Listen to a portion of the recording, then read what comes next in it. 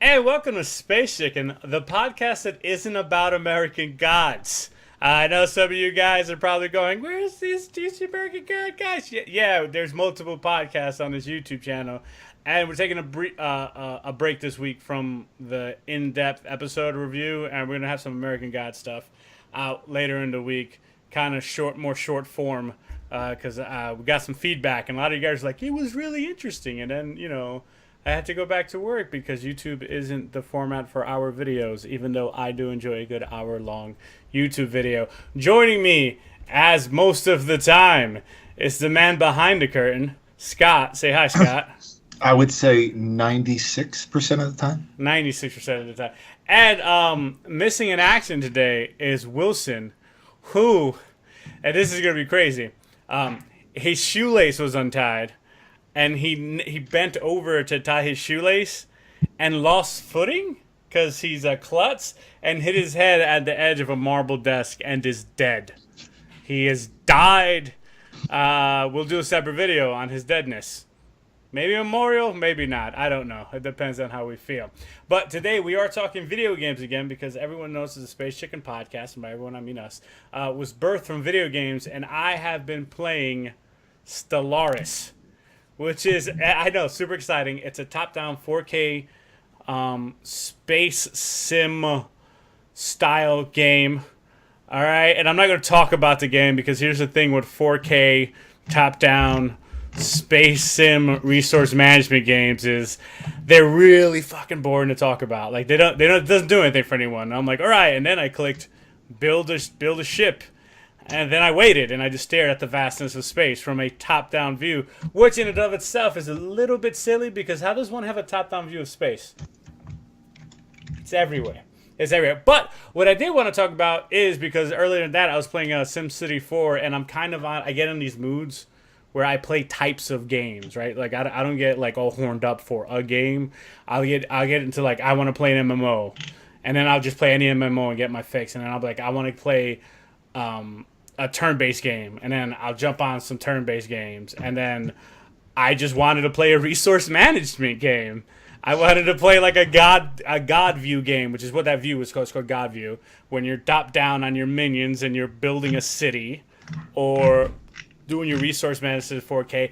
And Scott, you're someone who tends to be when I get into these niche style of games, and then also turn based, which isn't niche, but you tend to fall on the other side of the fence every time. So resource management games as a genre.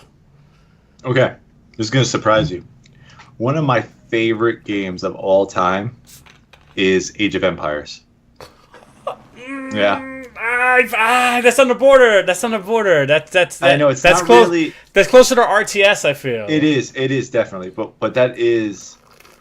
I mean, resources are important, right? But like, I know it's not my typical like genre that I always talk about because it's always like I hate everything like that. But But you like Warcraft, though. I mean, you could say it's like StarCraft, Yeah. right? But I have always had like a soft spot. Even my brother recently, he was like, "Hey, I just started playing Age of Empires 2," and I was like, "Oh man, I really want to get it again." So it's Can I say this too? what's that? Best of Age of Empires was Age of Empires 2. Oh, by far, It was the By best far. one. Best one. Everything far. that came after was crap. It was like, just remaster it, republish it. Let's do it. What's funny is the guy that was in charge of Age of Empires 2 ended up going and working for Blizzard and for Warcraft. And now he left that and then he went and started working for that other MOBA type game, League of Legends. Yes. I think. Yes. I think he's working for them now. I can't remember his name, but it's the same Really? guy. Yeah, he kind of like went around the horse. So So he went to go Same. work on the mod of his game. essentially, yeah. That's crazy. But is it well? Let's take it to another one like Civs, right? If we look at Sid Meier's Civilizations, that whole thing where it's probably closer to the type of game I'm talking about because people will hear what I'm saying and be like, dude, you're totally confused with this type of game that you're talking about. But it's a type of games because, the Civilizations franchise takes place on a hexagon tile map, and you go and It's just like unit better than unit. So there's some fighting, but it's not RTS and that you're not commanding.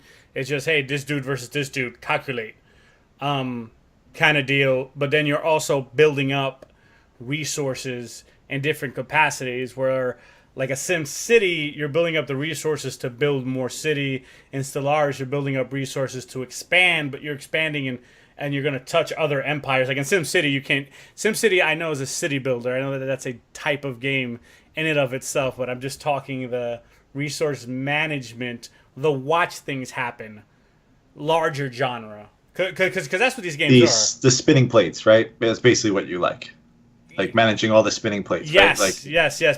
Because even with SimCity, like the city builder, but you're not playing.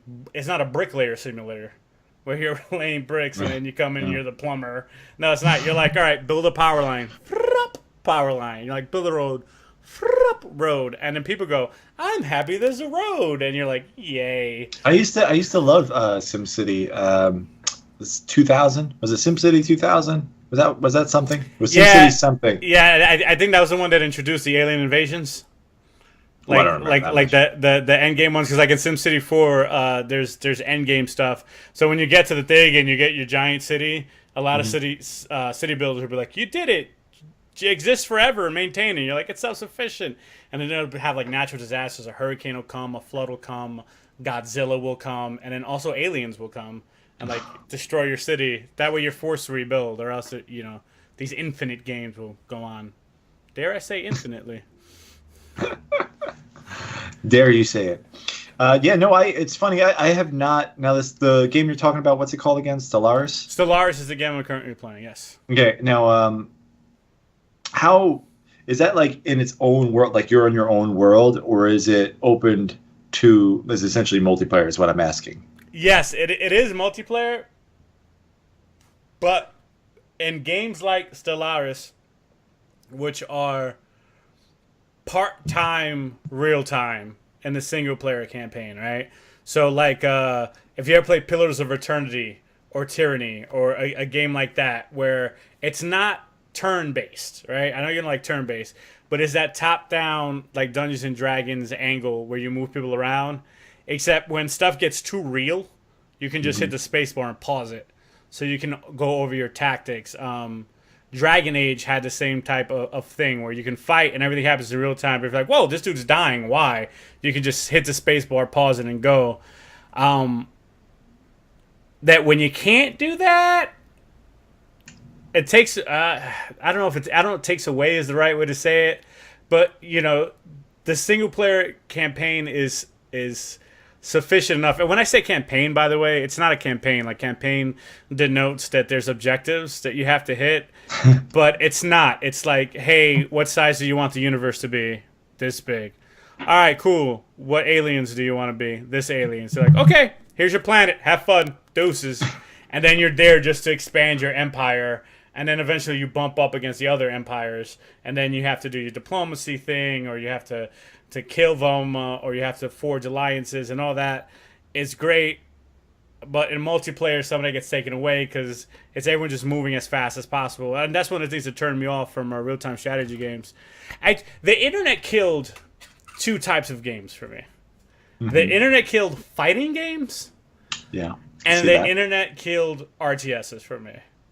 Is it, now let me say this, is it for the same reasons? And I kind of see this about any game that gets extremely mastered, right? So, like, you watch, especially if you watch StarCraft videos, and my brother was amazing at RTS games. So, like, he would tell me, this is what you got to do, man. You got to go pump these out and do this and master this. And it's like, I enjoyed, like, the whole playing it and experiencing it and, like, yeah, I'm going to do this and this. And then I realized when I got multiplayer, it was more about, like, hitting the right things at the right time just so you can get the advantage of this. It lost a lot of its value to me when it got very crazy in multiplayer. Yeah, because that, like, on the resource management side of that, when you come to RTSs, it's just to build your army and what have you. And then it just, some of them would just turn to a base rush. So whoever could most efficiently do it. And then there's also, in some RTSs, depending on how you start, you could get an early game advantage that would just crush the enemy. Like you could really go, all right, I'm gonna build 2 refineries, and the other guy, when I build barracks, dude, I'm gonna kill your refinery people. You're fucked now, buddy. It gets very so predictable too. So like, I remember watching StarCraft, and like the minute they picked whatever it was, the with the swarms or whatever, like the minute they picked it, you'd hear the people announcing, "Oh, this is what they're gonna do," and boom, that's what they did. Yeah. They did this. They rushed with this. Oh, it worked or it didn't work, and then this is how this other person is gonna respond. You know, and if they didn't do that, that's when they lost. Yeah, it just felt like. I mean, whenever like. Just when it got down to grouping units in an RTS, where you would be like, all right, cool, I'm going to group units. So this is group A, or 1, this is group 2, this is group 3, this is group 4. I'm like, oh, man, when do you start doing that? Because so for everyone listening, I didn't stop playing these games because they stopped being, like, good genres of games. I stopped playing because I realized how bad I was at them. And, you know... I'm not like your dad. I'm not going to keep doing things I'm not good at. But it got to a point where I'm like, I should just hang up the jersey. Like, I used to love Street Fighter. Go online and play Street Fighter right now. Marvel vs. Capcom 3 is coming out. Oh, God. I'm like, oh, this is like so much fun. And I'm like, oh, wait a minute. This will be fun until probably my 6th match online, right? Because you'll play you play your qualifiers, right? Mm-hmm. And then you win maybe 2 or 3 matches, and then like, all right, cool, you're good enough to play with adults now. And then you play with adults, and adults kick your teeth in. And I don't mean that the person on the other end is adult. I mean that they're a Street Fighter level adult. And then you're like, this isn't fun anymore. Street Fighter level adults. Yeah, it's like it's different. And again, I don't feel that way in first person shooters. You know what I'm saying? Like, there's something about the first-person shooter where even the people who are really good at first-person shooters don't make the game not fun. Like, the people who make the game not fun are, like, campers and people who, like, run around with a knife and shit. Like, those people make the game not fun. But any other game, even, like, Halo, like, there are people who are, like, really good at Halo, and you go and you play Halo, and but it's not fun. An RTS or Street Fighter, and especially a fighting game where it's one-on-one. It's me versus you. It's one of those things when I used to play Smite, I never played Duel, which is the one-on-one version. And the reason is because at some point it's clear that I'm not as good as you. But we still have to do the tango for another 10 minutes. We're not doing this. I'm not going to get outmatched like that. So that's why I never liked arenas in WoW. I was just like, especially like 2v2 arenas in WoW. I was like, I don't want to hop in this because I know how what's gonna happen. I like things where there's more people, and you'll notice that from all the games that I played in the past. The more people involved, the friendlier it is to you and to your mistakes, right, and to what you do. Like you could be an okay player, but play in a large enough group that you like still having fun. I mean, you could still get mopped, but it's still kind of, you can have moments of competitiveness even though you're not great. Whereas when it shrinks, it gets down to that like, we know you're not good, and you can see that by watching the respawn screen. Yes, so. Yes. Kill cam. Kill cam. One of the only thing kill cam was ever good for is something where the sniper was hiding. That's the only thing that kill cam was good for. Other than that, it's like, I'm gonna skip. I know. I keep clicking through everybody because I'm so angry that I die. Yeah. But the thing about games like Civilization, right, and even Stellaris, and then there's other games like it with different themes and whatever that generally speaking 4K and got like where you're watching numbers move. So even if there's something going on and I can't explain what about it I like. And it's one of the few things in gaming, because again, I play every genre of gaming. Even when I say like RTSs and fighting games are dead to me, when I say dead to me, I mean I will play against the computer exclusively. I want no part of humans that are better than me. I'm not about that life, because if the computer beats me, I can always say the computer cheated. So it's a lifestyle choice for me, but among other things. So you sit there and you just put things to build, and then you literally are watching time elapse. Like stuff just happens, and that actually brings me back to another game which I enjoy a lot, Elite Dangerous. So if you play the single, Oh, really? You like that game? yes. We haven't talked about it in a while. I haven't played it in a while. To be honest, just I've been too lazy to like set up the hope task and do the whole thing. But it this thing happens when you're playing that game specifically, where you're a delivery boy essentially, right? Like you could literally go, I am going to be a smuggler, or Uber. I'm going to be a delivery, or you could even be an Uber now. You could literally get a ship that's a bus and taxi people around. And if you play the single player the single player private matches versus out in the multiplayer world, you can do this relatively peacefully. So your entire job will be go to space station and then hyper jump to where you need to be. Then once you're in the right star system, you super cruise to your destination. And no lie, it could take you 12 minutes to get to where you need to go.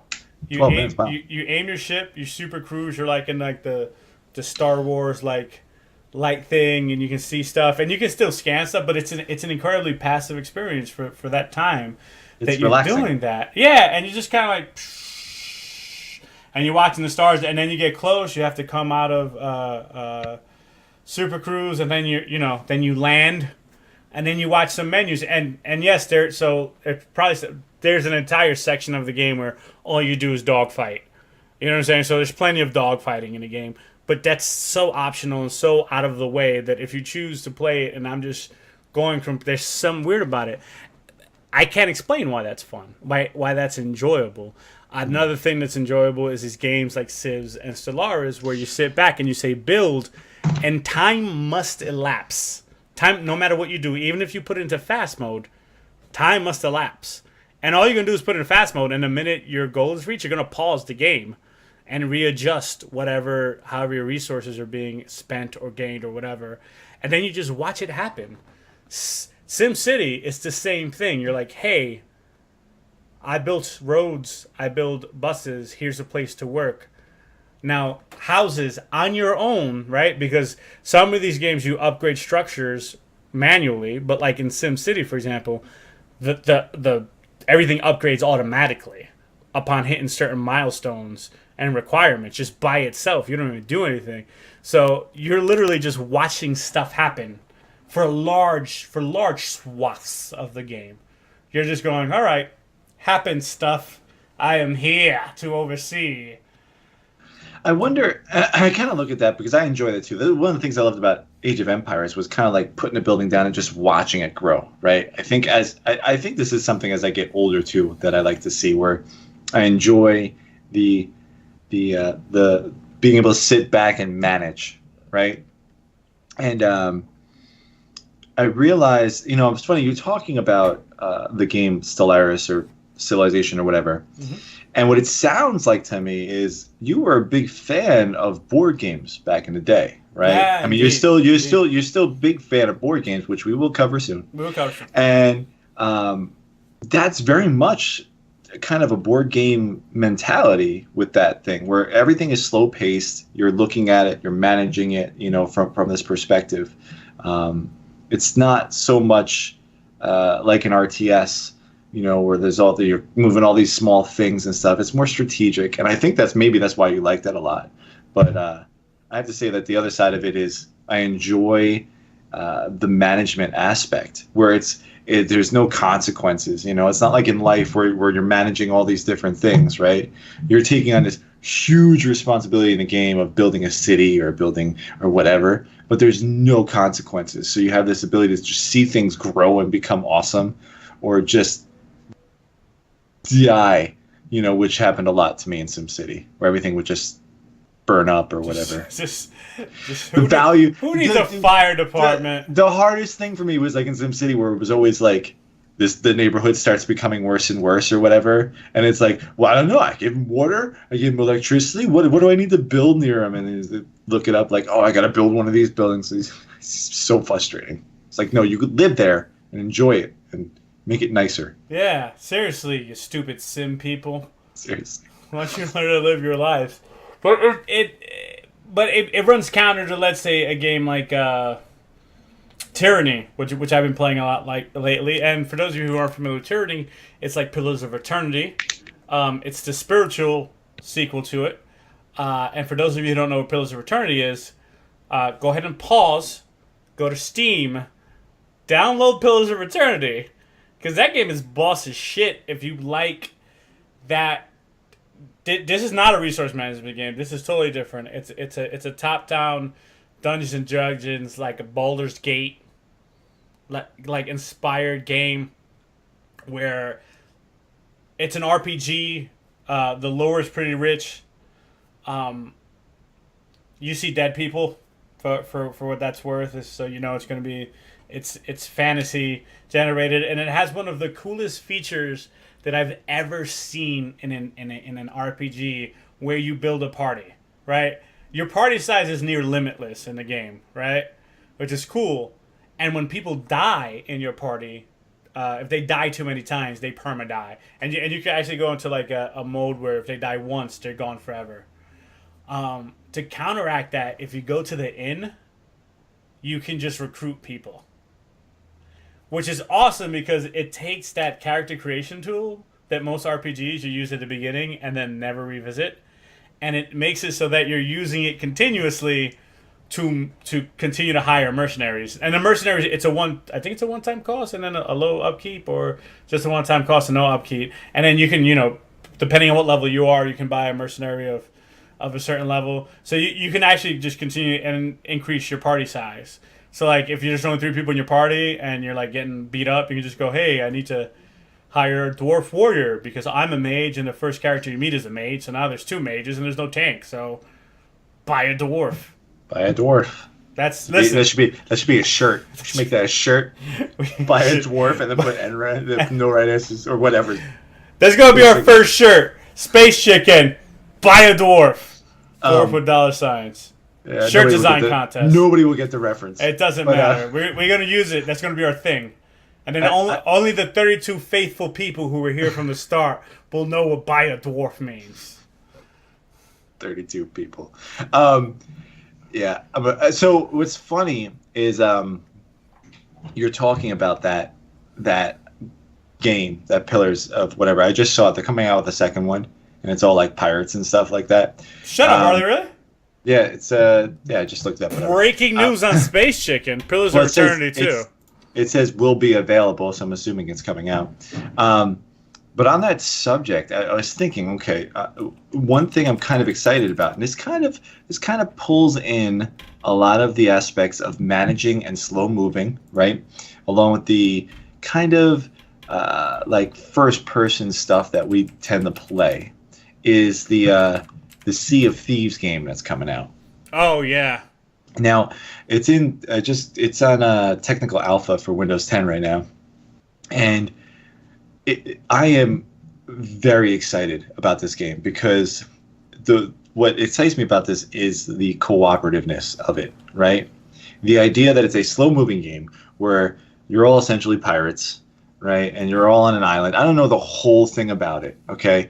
But you can get on a ship, and then every person has their job on the ship in real time.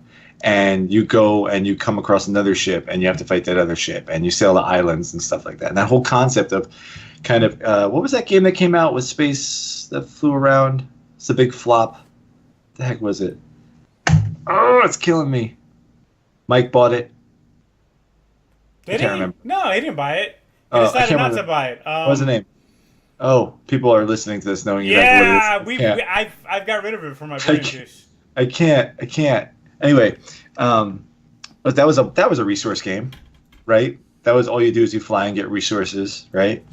So it has that kind of thing, that concept where I'm so excited because it's kind of always what I wanted. I want teamwork, things like that in an open world. That's what's big to me. Teamwork with multiple people in an open world where you can run into more people. That's like my dream game there. So I'm really hoping that this is and it's for Windows 10. It's going to be for Xbox, and what I'm hoping is it's a play anywhere game where we can be playing against people on Xbox. We can play people against Windows 10. I don't know if it's going to be a play anywhere game, but that would be Yeah, awesome. that game's gonna be a play anywhere game.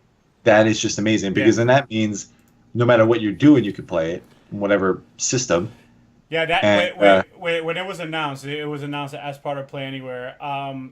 Here's the thing, though, it's delayed. It is super delayed. The beta was supposed to come out in February. When it was first announced, they said that the beta was going to come out in February because it was going to be one of those pre-holiday releases. Like that was the plan B, because they knew a game like that was going to get buried in the holiday season. So they wanted the beta to go in February and then to be one of those games that come out in summer and could possibly have the spotlight for like 2 or 3 months before September rolls around and all the pre-holiday games started coming out. And they missed it, and I was honestly worried that the game had gone away.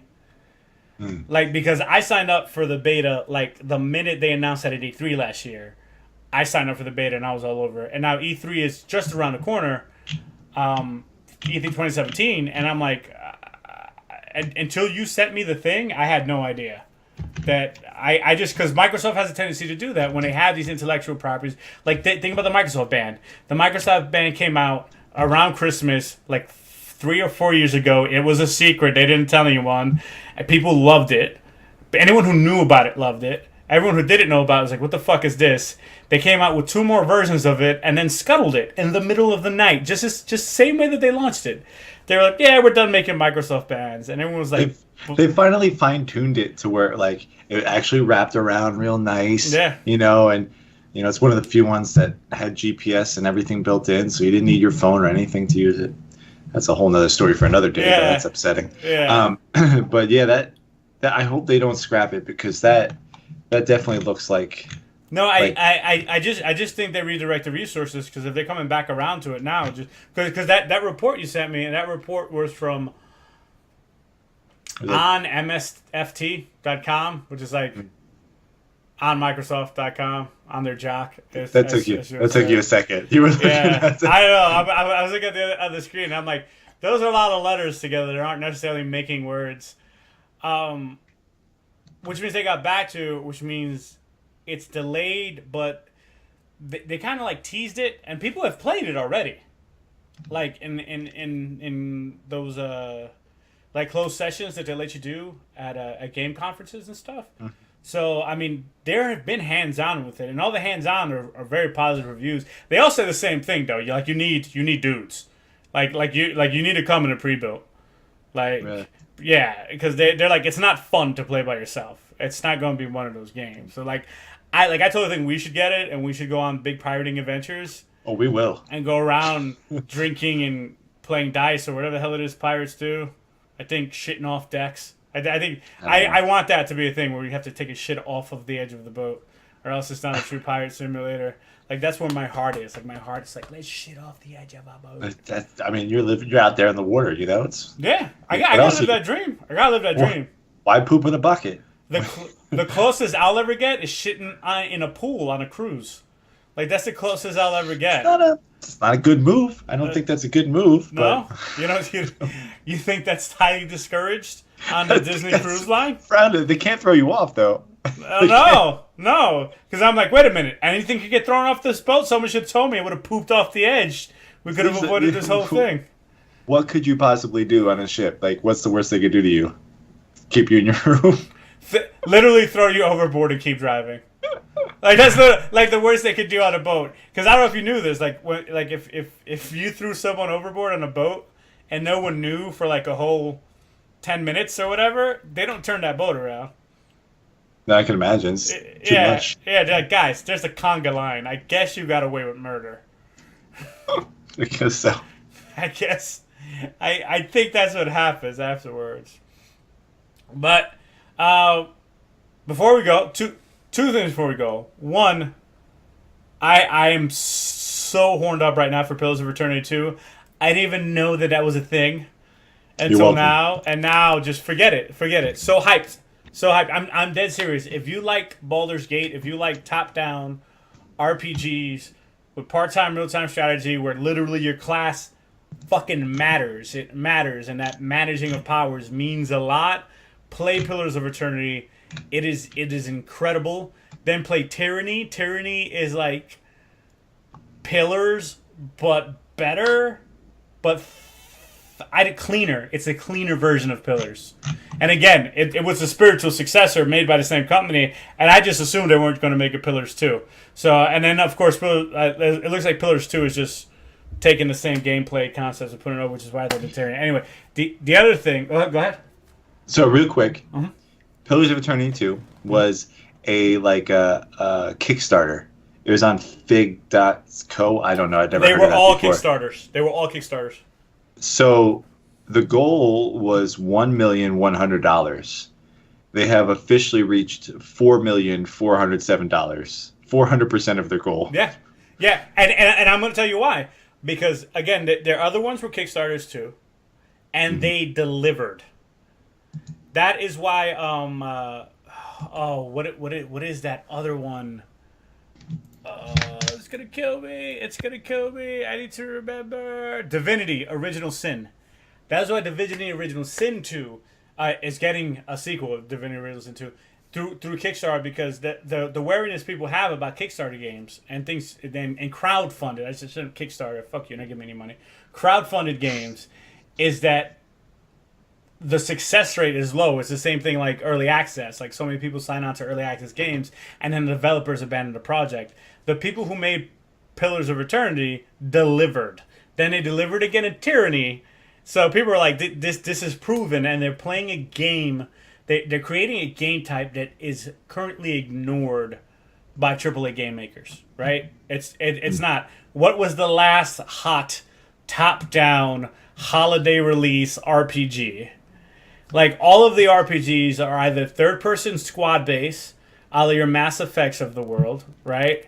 Your single-player open world, a la your Elder Scrolls. And Elder Scrolls, I'm not saying that Elder Scrolls is a bad one. And then also your Fallouts, which is, again, this, Elder Scrolls after a nuclear fallout.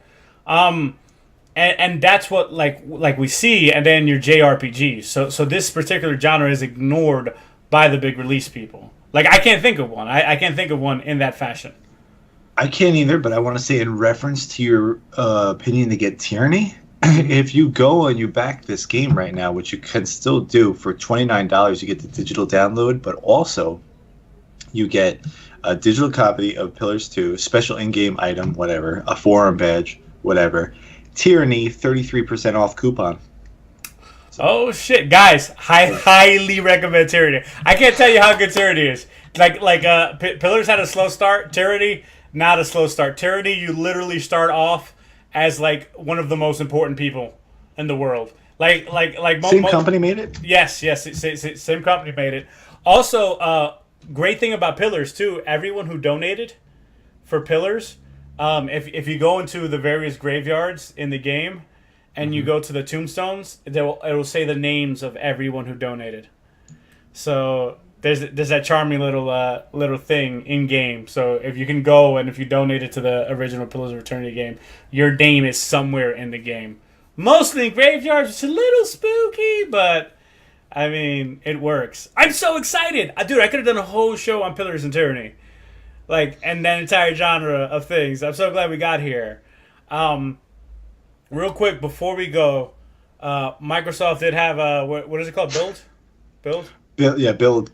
Okay, I'm super psyched for the miniature version of the augmented reality headset. I don't know why. I can't even imagine a game that would work with.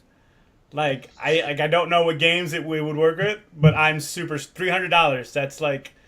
That's super. That's just such a good price point for those within things. Range. Yeah, that's such a good price. Like, I want to get them and go, what? These aren't doing anything. Oh, so sad. I mean, it's gonna totally succeed or fail via its software. I don't know how many people are gonna make augmented reality games. I'm trying to people make virtual reality. I don't know how people. Well, you know one thing I will say about that, and the subject of that, not to drag this on any longer, but that one part of Build where they were showing how, it was like the enterprise side of things, where they were showing how an image of a workplace. I don't know if you saw this, and so the actual program was identifying the different things in the room. Like, there was a jackhammer on the ground, and there was a square around it, and it literally identified it as a jackhammer. So what they did was every person was identified, and when they moved, this little box followed them around. You could watch it. So when a new person, you could set parameters. This is what they were saying, right? So you set parameters on your phone, and you type it in plain text, and you say, so if anybody picked up the jackhammer who wasn't a person that they had logged already that should be picking it up, the minute they pick it up, you get a message that somebody picked it up that shouldn't have it. Now, the reason I bring that up in correlation to this is if you have an augmented reality device, right, and it's something that could be worn outside, can you imagine having that computing ability to identify everything and just walk around and look at something and be like, oh, that plant is that plant, or that, that whatever's that thing, or I know who that is because I have them saved into my thing, so it sees them and it puts up their name and stuff like that. It's crazy. That was without doubt like where my mind went when they did that that commercial for the augmented reality headset when it first came out 2 years ago now. Yeah, I think it was 2.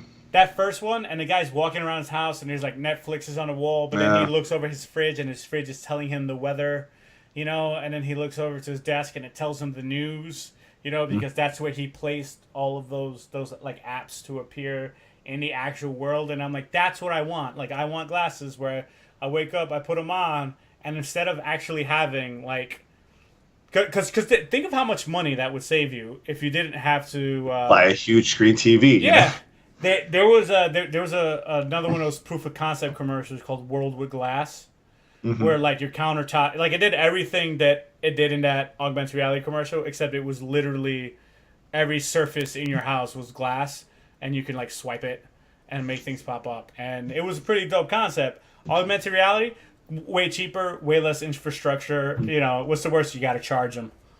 Like, that's really, here's your convenience. But anyway, so this has been Space Chicken, returning to the video game / technology roots of the channel. Again, we'll have more other pop culture stuff and shenanigans on the other one. We're not going to go over which games we're playing, because we already said which games we're playing, which is Paladins. Paladins. Space Chicken out.